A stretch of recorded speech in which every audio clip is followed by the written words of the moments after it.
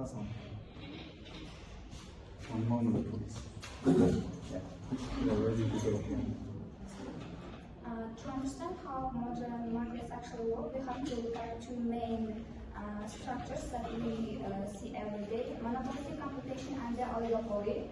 Monopolistic competition is a market where many different companies sell similar products, but they have a slight difference. A concept we call that product differentiation, meaning that every company's product has its uniqueness by price, brand, or some features. A perfect example for this is in coffee industry, with giants like Starbucks, Dunkin', and Costa Coffee. They all sell coffee, but each of them tries to convince you that their brand is unique, so better taste, a cooler atmosphere, or just a recognizable logo. Because there are so many options, each of them have a little bit of power to put its own price. But if Starbucks makes its latte too expensive, most people simply walk across the street to Dunkin's. In this market, structure leads to zero economic profit, meaning that it's easy for new coffee shops to open, and it creates a competition. And this competition eats up all extra money. Leaving firms only enough money to stay in this business. One interesting and frustrating part of this is excess capacity, which means these companies spend a huge amount of money on advertising and fancy packaging of their products, instead of producing as much as possible. It could at least at lowest cost. And it's the main reason why we pay a bit more for brand experience. Moving on, oligopoly, the game becomes more intense because the entire market is dominated by a few massive players like famous rivalry in the world, Coca-Cola and Pepsi, or Apple and Samsung in smartphones world.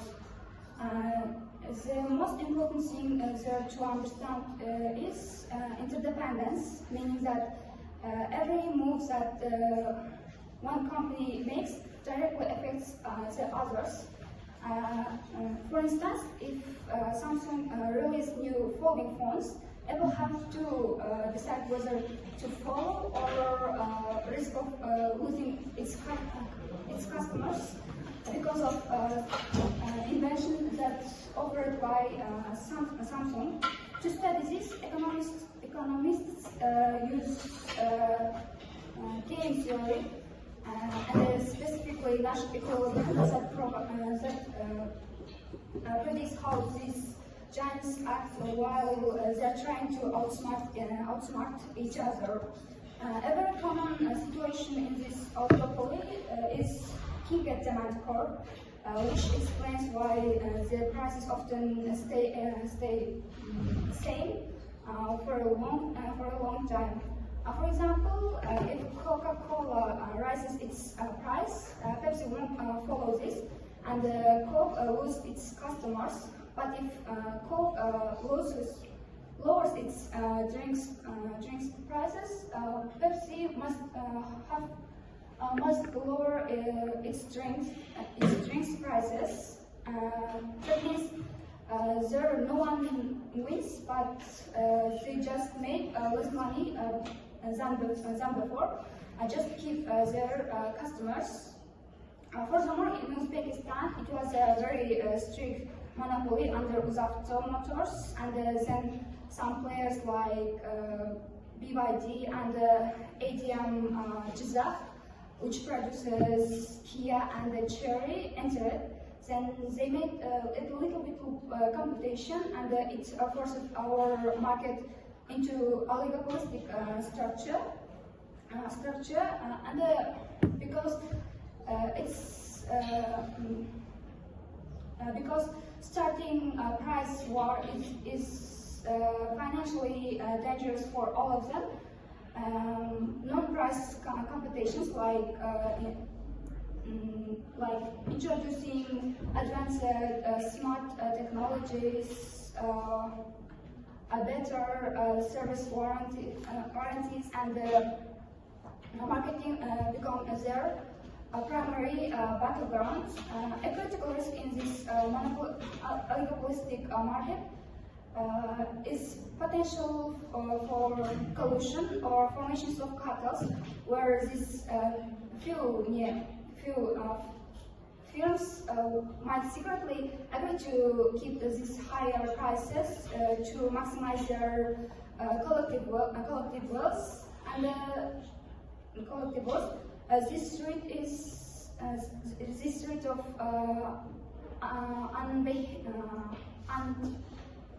uncompetitive behavior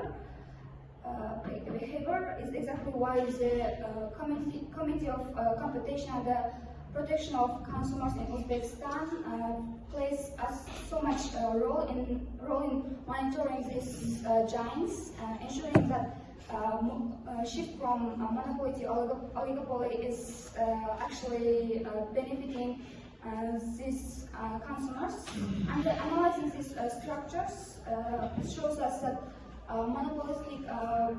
monopolistic competition gives us colorful variety in our lives, and oligopolistic markets are massive industrial and technological shifts that shapes our entire economy. Yes, thank you for your presentation. Very wide range application of wide range of vocabulary. Yeah, very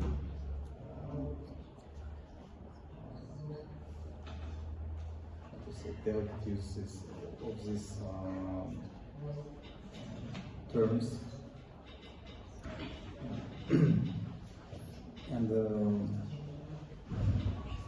a perfectly, I have one question regarding this, not regarding this topic, but microeconomy in general.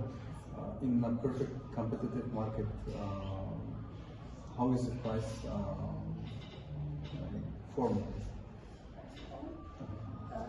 Prices will by demand and supply. Supply. Supply. Yeah, supply. Market mechanism, right? Could you please explain the price market mechanism for setting price? How does it differ from monopoly? In the perfect competition market. As you said, supply and demand identifies or determines, not determines, identify or determine the price. But in monopoly? In monopolistic market, they have price makers, which is big companies or firms set these prices Themselves. themselves. Okay. Thank you for your presentation. You may take your seat. Şahsiyet başta mı? Biraz zor etmiştim. Словарный запас да көп неден болғанда құрамалы сөздер. Ақтауға дегенде картинга